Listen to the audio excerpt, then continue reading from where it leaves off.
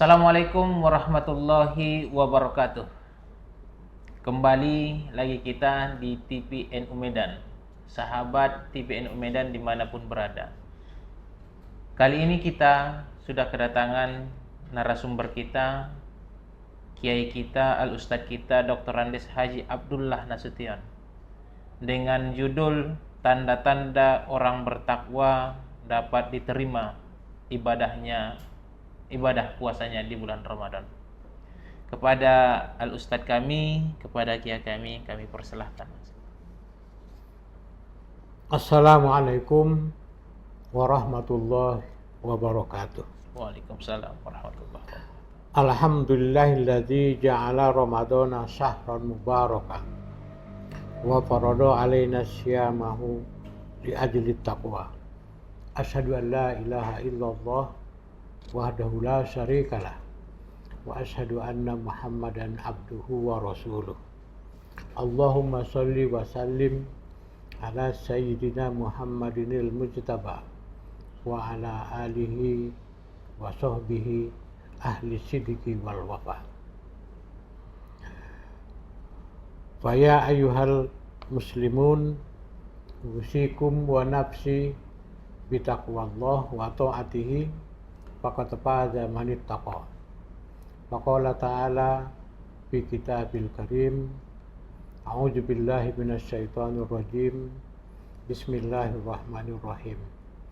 Ya ayyuhallazina amanu kutiba alaikumus syiyamu kama kutiba alal ladzina min qablikum la'allakum tattaqun. Amma ba'd.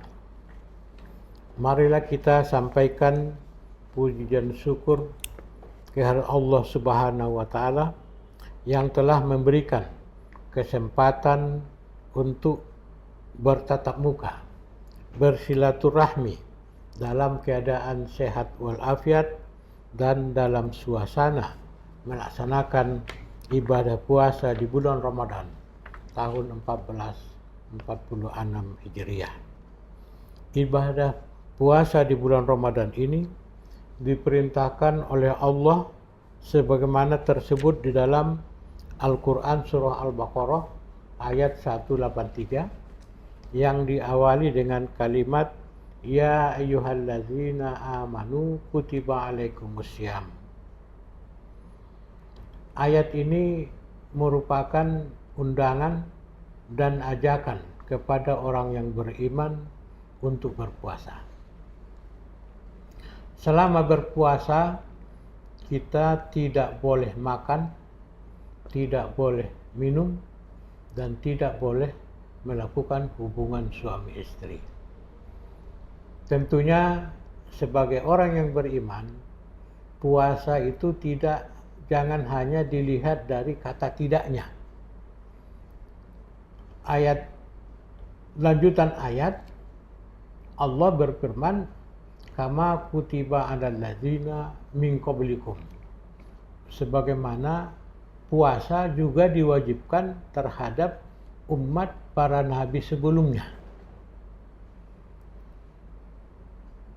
Nabi Daud alaihissalam diberikan Allah kitab Zabur, maka Nabi Daud berpuasa 1 hari, berbuka 1 hari. Itulah yang dilaksanakan sepanjang tahun. Nabi Musa yang mendapat kitab suci Taurat diwajibkan berpuasa selama 40 hari 40 malam terus menerus. Dan syariat puasa pada Nabi Musa ini juga dilanjutkan oleh Nabi Isa alaihissalam dengan kitab Injil. Artinya, ibadah puasa yang diwajibkan Allah kepada orang yang beriman ini tidak seberat yang dilakukan pada umat-umat Nabi sebelumnya. Lanjutannya Allah menjanjikan la'allakum tattaqun. Mudah-mudahan kamu menjadi orang yang bertakwa. Allah tidak mengatakan langsung menjadi orang yang bertakwa, tetapi dirangkai dengan kata la'allakum, mudah-mudahan. Artinya tergantung kepada kita dalam melaksanakan ibadah puasa itu. Kalau kualitas puasa yang kita kerjakan benar-benar dilaksanakan dengan baik, imanan wa ihtisaban, insya Allah derajat takwa akan kita peroleh. Pemirsa TV NU rahimakumullah. Apa itu takwa?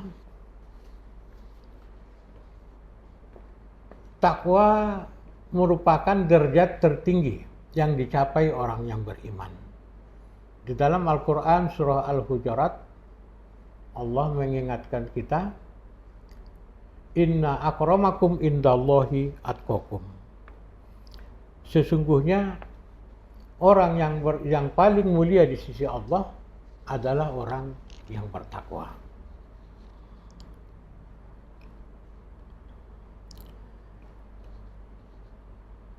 Adapun dengan takwa,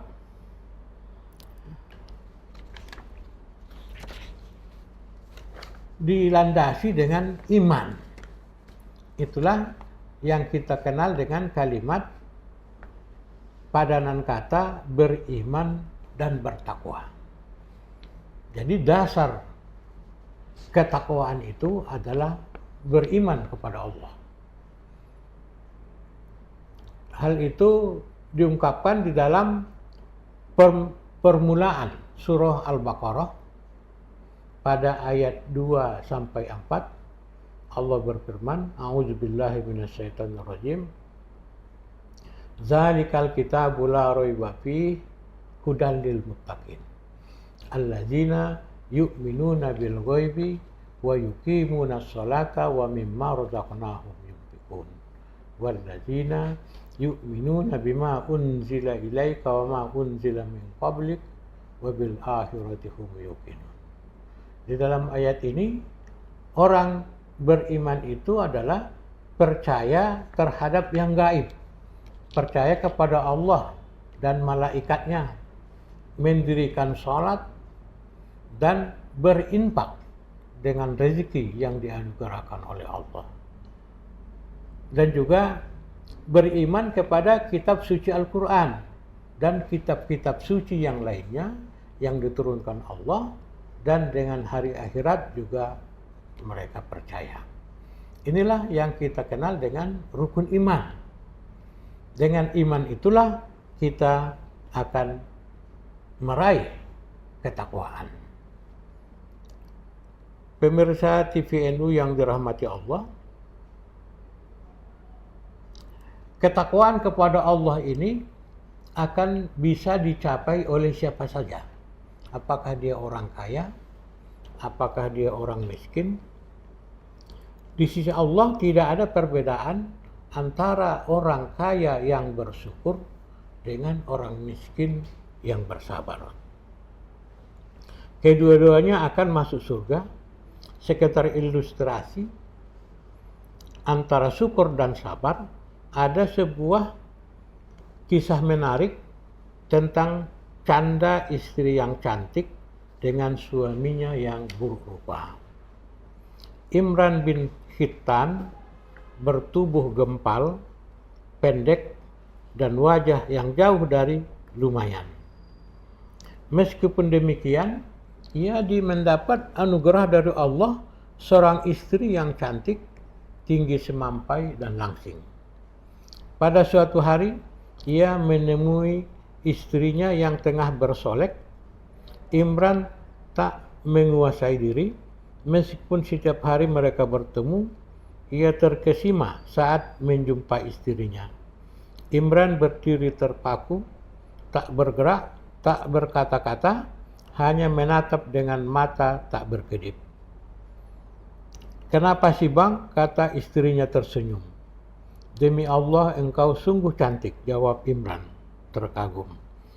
"Untunglah kita berdua bakal masuk surga."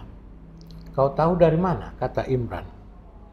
Allah menganugerahimu seorang istri rupawan seperti aku, lalu kau bersyukur.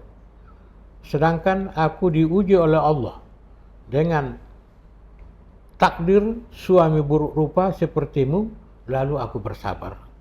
Bukankah orang yang bersabar dan bersyukur kelak akan masuk surga? Jamaah rahimakumullah, Allah memberikan kesempatan kepada setiap orang untuk masuk surga.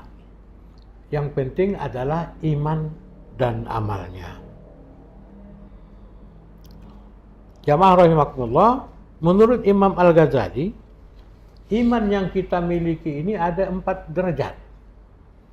Derajat pertama, al-iman la yazid wa la yanqus. Iman yang tetap. Inilah iman para malaikat. Tidak berubah-ubah. Dalam Al-Quran disebutkan malaikat itu la ya'sunallaha ma amarahum wa yaf'aluna ma yaf'alun. Para malaikat itu tidak pernah maksiat kepada Allah dan mereka mengerjakan apa saja yang diperintahkan oleh Allah.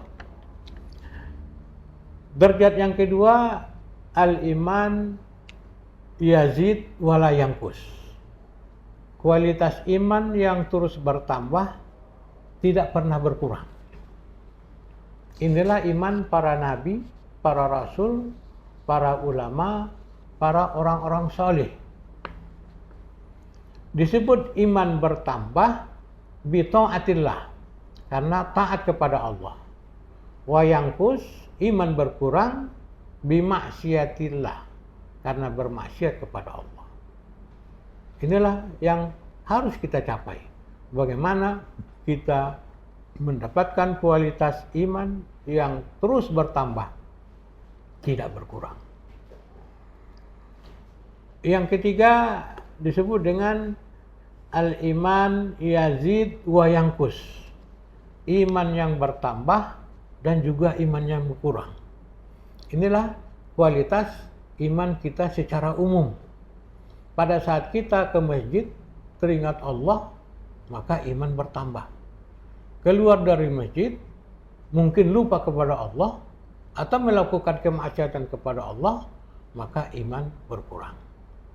Tetapi yang lebih mengkhawatirkan, yang perlu diwaspadai adalah al-iman la yazid wa yanqus. Iman yang tidak bertambah tetapi terus berkurang. Kalau ini yang terjadi, mohon maaf, inilah yang akhirnya seorang muslim yang sudah mendapat nur keislaman ternyata murtad dari Islam. Karena keimanannya tidak dipupuk, tidak bertambah, malah tergerus oleh keadaan.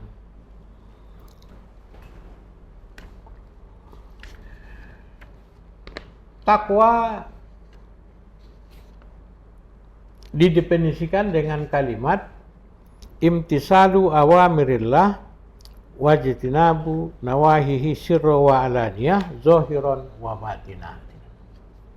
Takwa itu melaksanakan semua perintah Allah dan menjauhi larangannya dalam keadaan sepi maupun dalam keadaan ramai, lahir dan batin, dilihat maupun tidak dilihat, dipuji maupun tidak dipuji oleh orang lain. Tetapi ada juga yang mengatakan at-taqwa min khasyatillah. Takwa itu bermakna takut kepada Allah.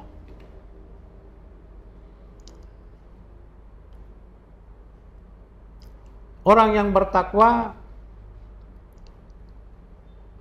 takut kepada Allah dengan seluruh anggota badannya. Sebagaimana dikatakan oleh Al-Faqih Abu Lais As-Samarkandi, tanda-tanda takut kepada Allah ada 7. Yang pertama dengan lidahnya. ia mencegah ucapannya dari kata dusta, bergunjing, memfitnah, menipu, dan perkataan sia-sia lainnya. Sebaliknya, dengan lidahnya ia banyak berzikir. Inilah menunjukkan ketakutan kepada Allah. Takwa kepada Allah itu lidahnya digunakan untuk banyak berzikir, mengucapkan kalimat-kalimat thayyibah, digunakan untuk membaca Quran, untuk mengingat Allah. Yang kedua, takwa dengan kalbunya, dengan hatinya. Dia keluarkan dari hatinya penyakit-penyakit hati, seperti hasad atau dengki, kemudian ria, membanggakan dan menunjukkan kebaikannya kepada orang lain, serta sombong, membanggakan dirinya. Dan diisinya lah hatinya, kalbunya dengan sifat istiqomah, taat beribadah, memuji kebesaran Allah, dan melihat kekecilan dirinya di hadapan Allah.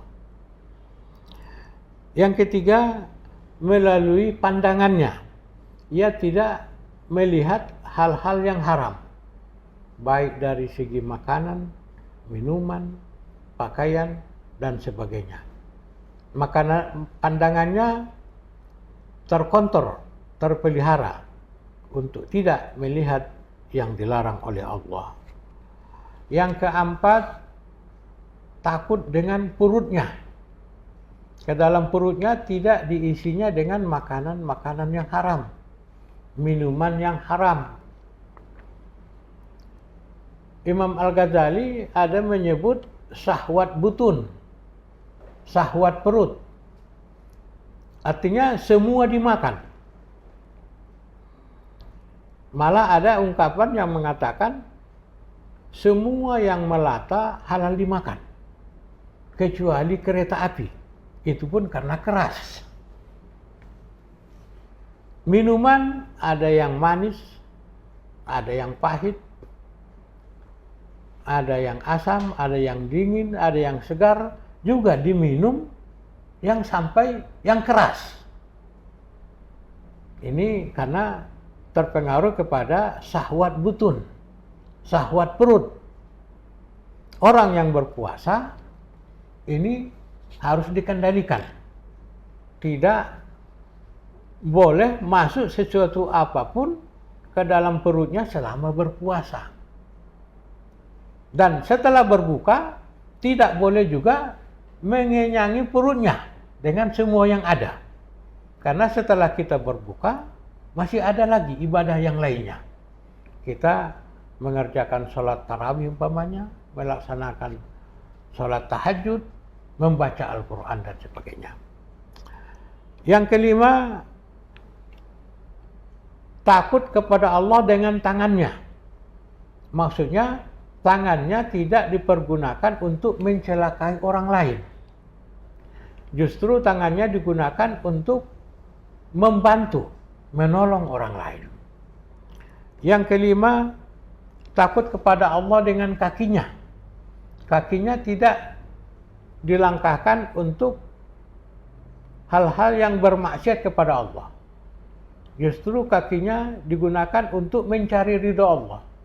Umpamanya digunakan untuk berjalan menuju masjid, digunakan untuk berjalan menghadiri majelis taklim, digunakan untuk bergaul dengan para ulama dan juga orang-orang soleh. Yang ketujuh, takut kepada Allah dengan ketaatannya. Maksudnya, ibadah yang dia kerjakan itu dihindarinya untuk memiliki sifat riya, ingin dilihat orang, ingin dipuji orang. Ketaatannya lillahi ta'ala, ikhlas semata-mata untuk mencari ridha Allah. Itu yang biasa kita katakan dengan ilahi anta maksudi wa ridhoka matlubi. Di dalam surah Fatir Allah berfirman, innama yahshallahu min ibadihil ulama. Sesungguhnya orang yang paling takut kepada Allah dari hambanya adalah para ulama. Jadi takut kepada Allah itu merupakan ciri daripada takwa kepada Allah Subhanahu wa taala. Imam Qusairi menjelaskan ciri-ciri orang yang bertakwa itu dengan kalimat yang ada pada kata takwa itu. Kata takwa terdiri dari 4 huruf, yaitu huruf ta melambangkan tawadu, rendah hati. Kebalikannya adalah takabur, sombong dan membanggakan diri. Dengan berpuasa kita disuruh lapar dan haus. Ini menunjukkan kita memang benar-benar hamba yang lemah, tidak lagi terbiasa untuk membanggakan diri, tidak menyombongkan diri. Huruf yang kedua, huruf qaf. Qaf artinya qanaah. Orang qanaah dapat menerima hidupnya apa adanya, tidak berandai-andai. Tetapi qanaah jangan diartikan secara pasif. Artinya tidak ada usaha, tidak berjuang untuk memperbaiki nasibnya. Orang qanaah juga harus aktif, berjuang keras, bekerja maksimal. Apa hasilnya dia terima dengan lapang dada. Jadi orang yang qanaah itu tawakkaltu 'alallah, tawakkalna 'alallah. Tidak lagi mengejar apa yang tidak ada padanya, tetapi bersyukur dengan apa yang dia sudah peroleh.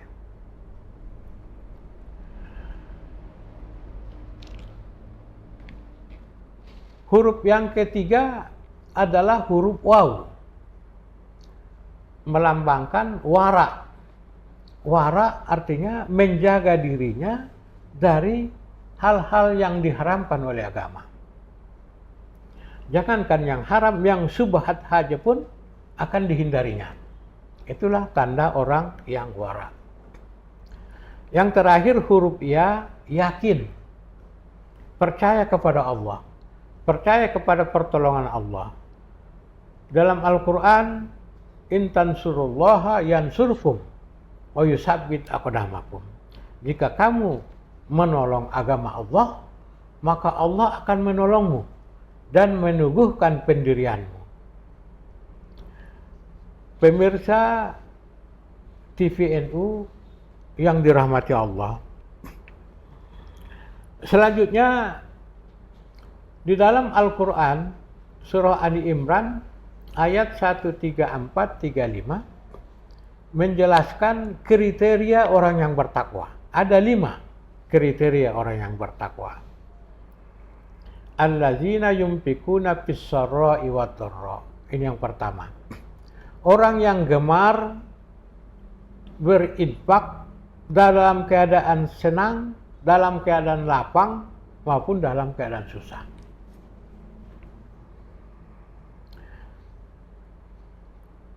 Wal kaziminal ghaiza. Dan ini yang kedua. Orang yang mampu mengendalikan amarahnya, mampu mengendalikan dirinya. Dalam hadis muttafaqun alaih, Rasulullah bersabda, laisas syadidu bisur'ah. Bukanlah orang yang perkasa itu mampu mengalahkan lawannya dalam bergulat. Innamas syadidu may yamliku nafsahu indal ghadab. Tetapi orang yang kuat itu, orang yang perkasa itu, orang yang mampu menguasai dirinya ketika dia marah. Jadi orang yang bertakwa tidak akan emosional. Dan inilah yang dididik, dilatih ketika kita berpuasa. Bagaimana kemarahan akibat lapar, akibat haus umpamanya bisa kita jaga, bisa kita kendalikan. Dan inilah kita dilatih selama 1 bulan di bulan Ramadan ini. Yang ketiga, wal afina anin nas. Suka memaafkan kesalahan orang lain. Kadang-kadang menyalahkan orang lain itu memang cukup mudah. Anak salah, ayahnya marah. Istri salah, suami marah. Murid salah, guru langsung marah. Padahal di dalam kesalahan itu juga terlibat dirinya. Artinya kesalahan itu tidak mutlak pada orang lain. Sehingga orang yang bertakwa kepada Allah itu tidak melemparkan kesalahan dan juga melemparkan tanggung jawab. Tanggung jawab itu juga dikembalikan kepada dirinya. Sehingga yang dilakukan adalah bukan mencari-cari kesalahan, tetapi bagaimana memperbaiki kesalahan. Yang keempat, wallahu yuhibbul muhsinin. Allah senang dengan orang yang berbuat ihsan. Ihsan artinya melakukan pekerjaan yang terbaik. Jadi boleh juga dikatakan ini pekerjaan orang yang profesional. Setiap saat dia berjuang, bekerja untuk menampilkan pekerjaan yang terbaik. Apabila kepadanya diberikan keburukan, tetap dibalasnya dengan kebaikan. Itulah ihsan. Tidak membalas keburukan dengan keburukan, tetapi membalasnya dengan kebaikan. Yang kelima, dalam lanjutan ayat, wallazina iza fa'alu fahisatan aw zalamu anfusahum zakarullah fastaghfaru lidzunubihim wa may yaghfiru dzunuba illallah wa lam yusirru ala ma fa'alu wa hum ya'lamun.